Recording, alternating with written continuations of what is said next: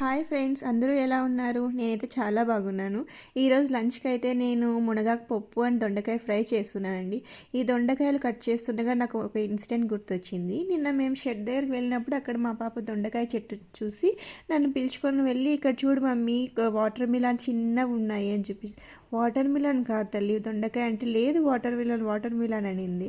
తనను వీటిని చూడగానే వాటర్ మిలన్ అనుకుంది. కాదు నాన్న, దొండకాయ అని చెప్పాను. మళ్ళీ కాసేపుకి తను వచ్చి, కాదు మమ్మీ ఇవి కుకుంబర్ అని చెప్పేసి అనింది. అప్పుడు నాకు అర్థమైంది తనకి ఇంగ్లీష్లోనే చెప్పాలి, తెలుగులో తెలియడం లేదు అని చెప్పేసి. నాకైతే టక్కని ఇంగ్లీష్లో గుర్తు రాలేదండి దొండకాయని ఏమంటారు అని చెప్పేసి. మీకు గుర్తొచ్చిందా దొండకాయని ఏమంటారు? వితౌట్ సర్చింగ్ ఎనీవేర్ మీరు నాకు కామెంట్ చేయండి.